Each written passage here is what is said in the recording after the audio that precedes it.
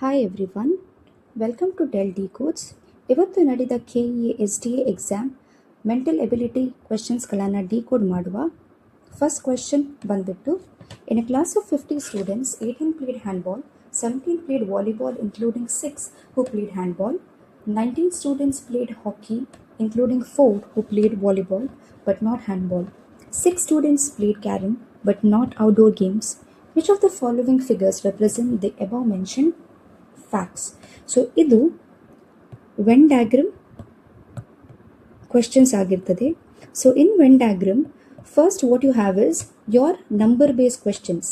Okay, you have to solve the questions and then you'll come to an answer. And this is just statement based questions. Here numbers are not important, rather the statements are important. ಇಲ್ಲಿ ನೋಡುವ first statement ಬಂದ್ಬಿಟ್ಟು 18 played handball. So ಇಲ್ಲಿ ನಾವೊಂದು ಹ್ಯಾಂಡ್ಬಾಲ್ದು diagram ಮಾಡುವ. So 17 played volleyball including 6 who played handball. So ಯಾರು volleyball ಆಡಿದ್ದಾರೆ ಅವರು handball ಕೂಡ ಆಡಿದ್ದಾರೆ. ಸೊ ಇಲ್ಲಿ ಕೆಲವು ಸ್ಟೂಡೆಂಟ್ಸ್ ಹ್ಯಾಂಡ್ಬಾಲ್ ಕೂಡ ಆಡಿದ್ದಾರೆ ಅಂತ ಇದು diagram. Next 19 students played hockey including 4 who played volleyball but not handball. So ಇಲ್ಲಿ 19 ಸ್ಟೂಡೆಂಟ್ಸ್ ಹಾಕಿಯನ್ನು ಆಡ್ತಾರೆ, ಇವರು ವಾಲಿಬಾಲ್ ಕೂಡ ಆಡ್ತಾರೆ, ಬಟ್ ಹ್ಯಾಂಡ್ಬಾಲಿಗೆ ಏನು ಅವರ ಸಂಬಂಧ ಇರುವುದಿಲ್ಲ. ಸೊ ಇದು 3 ವೆನ್ ಡಯಾಗ್ರಾಮ್ಸ್ ಆಗ್ತದೆ. ಹ್ಯಾಂಡ್ಬಾಲ್, ವಾಲಿಬಾಲ್ ಆ್ಯಂಡ್ ಹಾಕಿದು. ಹ್ಯಾಂಡ್ಬಾಲ್ ಮತ್ತು ವಾಲಿಬಾಲಿಗೆ ಸಂಬಂಧ ಇದೆ, ವಾಲಿಬಾಲ್ ಮತ್ತು ಹಾಕಿಗೆ ಸಂಬಂಧ ಇದೆ. 6 students played carrom but not outdoor games. Handball, volleyball, hockey ಇದನ್ನು ಔಟ್ಡೋರ್ ಗೇಮ್ಸ್ ಅಂತ ಕನ್ಸಿಡರ್ ಮಾಡ್ಬೋದು. ಸೊ ಕ್ಯಾರಮ್ ಒಂದು ಇಂಡೋರ್ ಗೇಮ್ ಆಗಿರುತ್ತದೆ ಮತ್ತು ಔಟ್ಡೋರ್ ಗೇಮಿಗೆ ಏನು ರಿಲೇಷನ್ ಇಲ್ಲ ಅಂತ ಈ ಪರ್ಟಿಕ್ಯುಲರ್ ಸ್ಟೇಟ್ಮೆಂಟಲ್ಲಿ ಕೊಟ್ಟಿದ್ದಾರೆ. ಸೊ ಇಲ್ಲಿ ಒಂದು ನಾವು ಡಯಾಗ್ರಾಮ್ ಮಾಡುವ. ಇದು ಬಂದ್ಬಿಟ್ಟು carrom. So this has no relationship with the outdoor games, that is handball, volleyball and hockey. So ಇದು ಫಿಗರ್ ನಮ್ಮದು ಬರ್ತದೆ ಈ ಸ್ಟೇಟ್ಮೆಂಟ್ಸನ್ನು ಸಾಲ್ವ್ ಮಾಡಿದ ನಂತರ. ಸೊ ಇದು ಸೂಟೇಬಲ್ ಆನ್ಸರ್ ಬಂದ್ಬಿಟ್ಟು ಆಪ್ಷನ್ ಸಿ. ನೆಕ್ಸ್ಟ್ ಕ್ವೆಶನ್ಗೆ ಹೋಗುವ. ನೆಕ್ಸ್ಟ್ ಕ್ವೆಶನ್ ಬಂದ್ಬಿಟ್ಟು, ಇದು ಲಾಜಿಕಲ್ ರೀಸನಿಂಗಲ್ಲಿ ಕೋಡಿಂಗ್ ಡಿಕೋಡಿಂಗ್, ಇದಕ್ಕೆ ಕೋಡಿಂಗ್ ಡಿಕೋಡಿಂಗ್ ಟಾಪಿಕ್ ಅಂತ ಹೇಳ್ತಾರೆ. ನಾನು ಟಾಪಿಕ್ ಹೆಸರು ಕೂಡ ಹೇಳ್ತೇನೆ, so that next time when you preparing for the exam ಇದನ್ನು ಹಾಲಿಸ್ಟಿಕ್ ರೀತಿಯಲ್ಲಿ ನೀವು ನೋಡ್ಬೋದು. Okay, first is AMP DKT, next Jin GIN JGR MEV. So ಇದರಲ್ಲಿ ಒಂದು ಸೀರೀಸ್ ಅಡಗಿದೆ. ಆ ಸೀರೀಸನ್ನು ನಾವು ಹುಡುಕಬೇಕಾಗ್ತದೆ ಮತ್ತು ಅದನ್ನು ನಾವು ಡಿಕೋಡ್ ಮಾಡಬೇಕಾಗ್ತದೆ. ಸೊ ಫಸ್ಟ್ ಇಲ್ಲಿ A ಮತ್ತು D ಮಧ್ಯೆ ಸೀರೀಸ್ ಇರ್ಬೋದು. Why? Because it has close relation. ಇದು A ಮತ್ತು D ತುಂಬ ಹತ್ತಿರದ್ದು. Next D and G, G and J, J and M, ಇದರಲ್ಲಿ ಒಂದು ರಿಲೇಷನ್ ನಾವು ಕಂಡುಹಿಡಬಹುದು. ಸೊ A ಮತ್ತು Dಗೆ ಸಂಬಂಧ ಏನಿದೆ? A plus 4 is D. Sorry, plus 3 is D. D plus 3 is G. G plus 3 is J. J plus 3 is M. ಮತ್ತೆ M plus 3 ಬರ್ತದೆ next, ಅದು ಬಂದ್ಬಿಟ್ಟು P. So your next word starts with the letter P.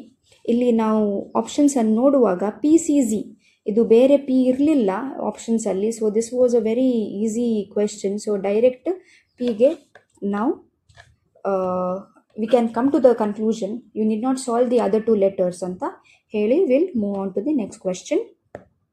So in the next question, in what time will a sum of rupees 800 at 5% compound interest amount to rupees 882? ಇದನ್ನು solve ಮಾಡೋದು ಎರಡು ರೀತಿ ಇದೆ. One is your traditional method of formula, another is your logical method. So ಯಾವುದನ್ನು ಕೂಡ use ಮಾಡ್ಬೋದು. Logical ಇದ್ದರೆ well and good, it's very easy and fast ಆಗ್ತದೆ. ಟ್ರೆಡಿಷನಲ್ ಮೆಥಡಲ್ಲಿ ನಾನು ಹೋಗ್ತೇನೆ. ಯಾಕೆ ಗೊತ್ತುಂಟಾ? ಯುವರ್ ಫಾರ್ಮುಲಾಸ್ ಕೈ ಬಿಡೋದಿಲ್ಲ ಯಾವಾಗಲೂ ಕೂಡ. ನಿಮಗೆ ಆ ಲಾಜಿಕ್ ನನಗೆ ಗೊತ್ತಿಲ್ಲ, ನನಗೆ ಮರ್ತೋಯ್ತು, ಏನು ಆ್ಯಡ್ ಮಾಡಬೇಕು, ಏನು ಕಂಪೌಂಡ್ ಇಂಟ್ರೆಸ್ಟ್ ಹೇಗಿರುತ್ತೆ, ಸಿಂಪಲ್ ಇಂಟ್ರೆಸ್ಟ್ ಹೇಗಿರುತ್ತದೆ ಗೊತ್ತಿಲ್ಲದಿದ್ದರೆ always go to the formula method.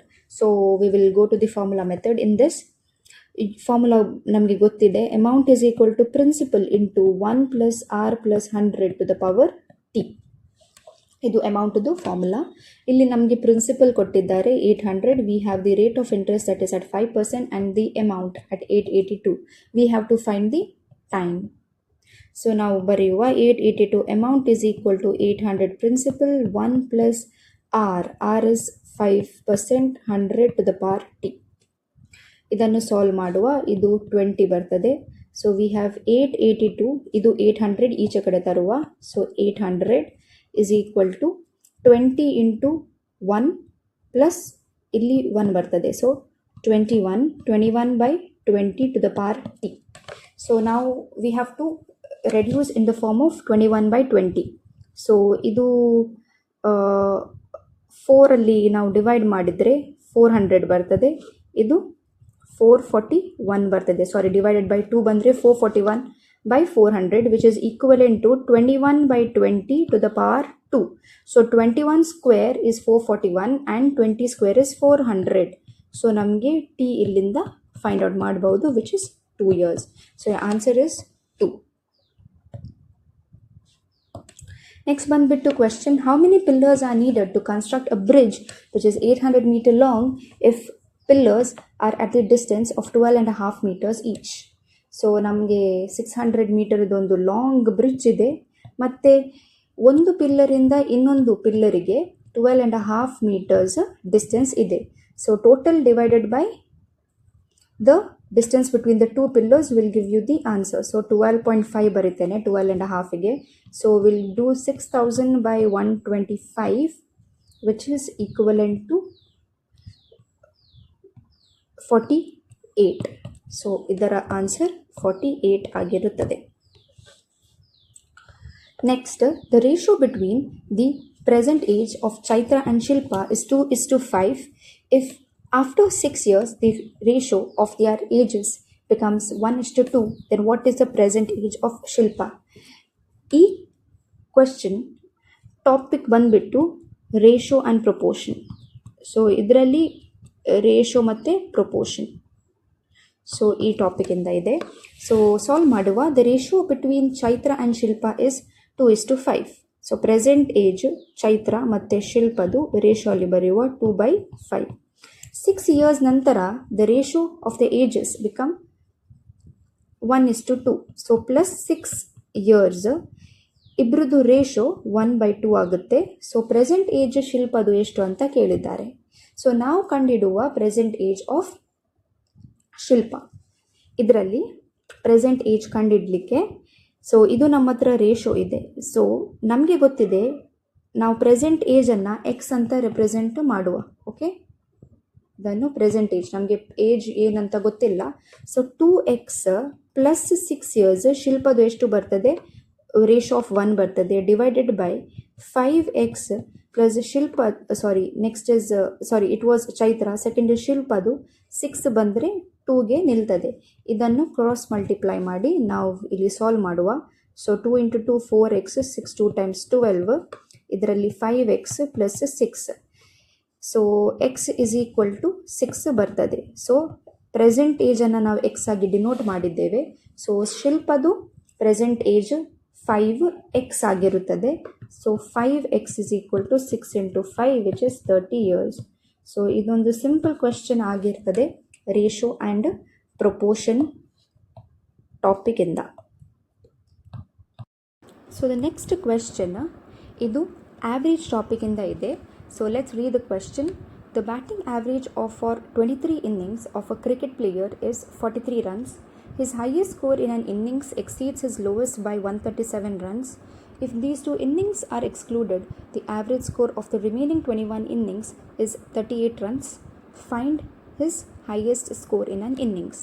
So 23 innings of a cricket player is 43 runs. ಇದು average topic, ಪುನಃ ಹೇಳ್ತೇನೆ. ಸೊ ನಮಗೆ ಗೊತ್ತಿರುವ ಪ್ರಕಾರ the formula for average is equal to sum divided by total. So ನಮಗೆ ಇಲ್ಲಿ ಸಮ್ಮನ್ನು ಕಂಡುಹಿಡಿಬಹುದು. Sum of 23 innings is average into the total. Total ಎಷ್ಟು ಇದೆ 23, ಇದು ಎಷ್ಟು ಬರ್ತದೆ 989 ಬರ್ತದೆ. ಸಮ್ of 23 innings. Okay, next highest ಮತ್ತು ಲೋವೆಸ್ಟ್ ಸ್ಕೋರ್. ಸೊ ಕೊಟ್ಟಿದ್ದಾರೆ, ಏನು ಸ್ಟೇಟ್ಮೆಂಟ್ ಕೊಟ್ಟಿದ್ದಾರೆ, highest score in an innings exceeds his lowest score by 137 runs.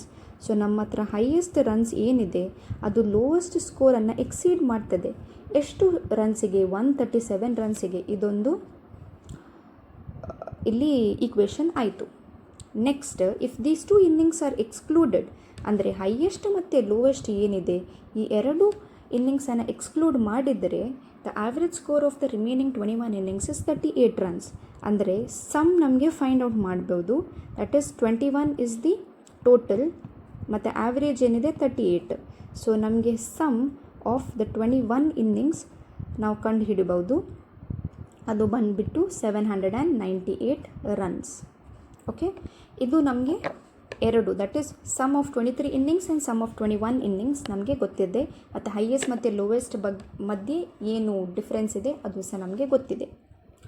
ಇವಾಗ ನಮಗೆ ಎರಡು ಇನ್ನಿಂಗ್ಸ್ ಹೇಗೆ ಕಂಡುಹಿಡಿಬೋದು? That is we have the sum of 23 innings minus the sum of 21 innings which will give us the answer of the 2 innings. That is 989 minus 798 which is equal to 191 runs. ಈ 191 runs ಏನಿದೆ ಇದು highest ಮತ್ತು lowest ಮಧ್ಯೆ ಆಗಿರುತ್ತದೆ. So highest ಮತ್ತು lowest minus ಮಾಡಿದರೆ you will get 190. So if you add you will get 191 runs in total. That is your remaining 2 innings. ಸರಿನಾ? So ಇಲ್ಲಿಂದ highest plus is equal to lowest minus 137 ಇಂದ we can deduct one particular equation, that is highest minus lowest is equal to 137 runs. So ಇದನ್ನು solve ಮಾಡುವಾಗ you get 328. So H highest runs is 164. So 164 ಏನಿದೆ ಈ ಇನ್ನಿಂಗ್ಸ್ನ highest run ಆಗಿರುತ್ತದೆ. So this was again a lengthy one but doable. Next ಬಂದ್ಬಿಟ್ಟು if A means plus, B means minus, C means into and D division, then you have to solve this particular equation. ಇದು ಕೂಡ logical ರೀಸನಿಂಗಲ್ಲಿ ಜಾಸ್ತಿ ಬರ್ತದೆ with a hint of arithmetic term. So 30 minus 24 ಮತ್ತು D ಅಂದರೆ division 4, C ಅಂದರೆ into 3, A ಅಂದರೆ plus 2. ಇದನ್ನು solve ಮಾಡುವ with the concept of BODMAS, that is brackets of division, multiplication, addition and subtraction. So first ಎಲ್ಲಿ division ಇದೆ ಅದನ್ನು solve ಮಾಡುವ. 30 is as it is. This is 6. 24 divided by 4 is 6 into 3 plus 2 as it is. Next comes multiplication. 30 minus 6 into 3, 18 plus 2. Next is addition. So 30 and 2 will add 32 minus 18 which will give you 14. So this is a doable and includes both logical as well as arithmetic terms. Next is find the missing number. ಇದನ್ನು ಹೇಗೆ solve ಮಾಡೋದು? ಇದರಲ್ಲಿ ಹಲವು type ಇದು sums ಬರ್ತದೆ. ಒಂದು pattern ಆಗಿ ಒಂದು ಚೌಕ ಕೊಡ್ತಾರೆ ಸ್ಕ್ವೇರ್, ಅದರಲ್ಲಿ 3 ಭಾಗ ಮಾಡಿ ಒಂದು ಪ್ಯಾಟರ್ನ್ ಕೊಡ್ತಾರೆ 2 ರೋಸಲ್ಲಿ. 3rd ರೋ ಅಲ್ಲಿ ಲಾಸ್ಟ್ ಕ್ವೆಶ್ಚನ್ ಅಥವಾ ಲಾಸ್ಟ್ ಡಿಜಿಟನ್ನು ನಾವು ಕಂಡಿಡಬೇಕು. ಇದರಲ್ಲಿ ತುಂಬ ಪ್ಯಾಟರ್ನ್ಸ್ ಇದೆ. So as and when you learn these topics you will come to know about the pattern, and also when you solve other question papers you'll know what exactly you need to focus on. So we will move on to this question coming right here. So 3 by 2, 6 by 7, 11 by 24 and 20 by 77. So ಇದನ್ನು ನಾವು ನೋಡುವಾಗ numerator ಏನಿದೆ ಇಲ್ಲಿ ಮತ್ತು denominator ಏನಿದೆ ಇಲ್ಲಿ, so it looks familiar. ಮತ್ತು ನ್ಯೂಮರೇಟರಲ್ಲಿ ತುಂಬ ಇನ್ಕ್ರೀಸ್ ಇಲ್ಲ, ಅಂದರೆ ಒಂದಕ್ಕಿಂತ ಒಂದು ನಾವು ಡಿಜಿಟನ್ನು ನೋಡುವಾಗ there is not a huge difference. ಒಂದು ಕಡಿಮೆ ಏನು ಡಿಫ್ರೆನ್ಸ್ ಇಲ್ಲಿ ಕಾಣ್ತದೆ. But if you see the denominator a huge difference can be seen. From one number to another number there is a huge difference. From 2 to 7, from 7 to 24, 24 to 77 which is huge. So ಅದರ ಪ್ರಕಾರನೇ ಒಂದು series ನಮಗೆ form ಆಗೋದು ಕಾಣ್ಬೋದು. So ನ್ಯೂಮರೇಟರನ್ನು ನೋಡುವಾಗ ನಾವು ಹೇಗೆ 3 ಇಂದ 6 ಫೈಂಡ್ ಔಟ್ ಮಾಡಬಹುದು. So probably it might be 3 into 2 3 into 2 plus 0. So this can be one of the ways to find out 6. Now 6 ಇಂದ 11 ಅನ್ನು ಹೇಗೆ ಫೈಂಡ್ ಔಟ್ ಮಾಡ್ಬೋದು? So 6 into 2 12 minus 1 can be 11. So ನಮಗೆ ಒಂದು ಪ್ಯಾಟರ್ನ್ ಸಿಕ್ಕಿದೆ, ಇಲ್ಲಿ minus ಬೇಕಂತ. ಸೊ ನೆಕ್ಸ್ಟ್ 11 ಇದೆ ಇಲ್ಲಿ. 11 into 2 is 22 minus 2 is 20. So ನಾವು ನೋಡ್ಬೋದು ಇಲ್ಲಿ ಇಂಟು 2 ಆಗ್ತದೆ ಮತ್ತು ಒಂದೊಂದು ನಂಬರ್ ಮೈನಸ್ ಆಗ್ತದೆ, which is increasing there also. So next if you see 20 into 2 is 40 ಮತ್ತು ನೆಕ್ಸ್ಟ್ ಇನ್ಕ್ರೀಸ್ ಆಗ್ತದೆ. 40 minus 3 is 37. So your number at the numerator is 37. So 37 ಎಲ್ಲಿದೆ? ಸೊ 3 ಮತ್ತು 4ಅಲ್ಲಿ 37 ಇದೆ. We can eliminate 1 and 2 option. Next will go to denominator. 238 248 ಅಂತ ನೋಡುವ. So ಇಲ್ಲಿ ನೋಡಿದರೆ 2 ಇಂದ 7 ಹೇಗೆ ಫೈಂಡ್ ಔಟ್ ಮಾಡಬಹುದು? So 2 into 3 plus 1, 2 3 times 6 plus 1 7 ಆಗ್ತದೆ. ಸೊ 7 ಇಂದ 24 ಹೇಗೆ? 7 3 times 21 plus 2. ಸೊ ಇದು ಪ್ಯಾಟರ್ನ್ ಹೋಗ್ತಾ ಇದೆ. So 24 into 3 that is 66 plus 5, sorry not 66, 72 plus 5 is 77. Next 77 into 3 ಇದು ಆಡ್ ನಂಬರ್ ಪ್ಯಾಟರ್ನಲ್ಲಿ ಹೋಗ್ತಾ ಇದೆ. See 1 2 sorry it is not odd, it is prime to 5. Next ಬಂದುಬಿಟ್ಟು 7 ಬರ್ತದೆ ಅಂತ ನಮಗೆ ಗೊತ್ತಿದೆ. ಸೊ 77 into 3 231 ಮತ್ತು 231 ಮತ್ತು 7 ನೋಡುವಾಗ 238 ಅಂತ ಬರ್ತದೆ. So your denominator is 238, which is your option C. Next ಬಂದುಬಿಟ್ಟು question, how many digits in all are required to write the numbers from 1 to 70? So ಈ ಕ್ವೆಶ್ಚನಲ್ಲಿ ನೋಡಿದರೆ ಸೊ 1 ಇಂದ 9 ನಾವು ನೋಡುವಾಗ, ಸೊ 1 to 70 ಕೊಟ್ಟಿದ್ದಾರೆ. The range is very small. ದೊಡ್ಡ range ಇದ್ದರೆ ಸ್ವಲ್ಪ ಕಂಡುಹಿಡೀಲಿಕ್ಕೆ ಕಷ್ಟ ಆಗ್ತದೆ. Since it is a very small range, ಇದು ಕಂಡುಹಿಡೀಲಿಕ್ಕೆ ಸುಲಭ ಆಗ್ತದೆ. ಸೊ 1 ರಿಂದ 9 ಎಷ್ಟು ಡಿಜಿಟ್ಸ್ ಇವೆ? 9 ಡಿಜಿಟ್ಸ್ ಇದೆ. ನೆಕ್ಸ್ಟ್ 10 ಇಂದ 20 ಎಷ್ಟು ಡಿಜಿಟ್ಸ್ ಇದೆ? ಇಲ್ಲಿ 11 ಡಿಜಿಟ್ಸ್ ಇದೆ. ಬಟ್ ಡಿಜಿಟ್ಸ್ ಅಂತ ಅವರು ಕೇಳಿದ್ದಾರೆ, ಇಲ್ಲಿ ಪ್ರತಿಯೊಂದು ಡಿಜಿಟಲ್ಲಿ ಒಂದು ಯೂನಿಟ್ ಡಿಜಿಟ್ ಇದೆ, ಒಂದು ಟೆನ್ಸ್ ಡಿಜಿಟ್ ಇದೆ.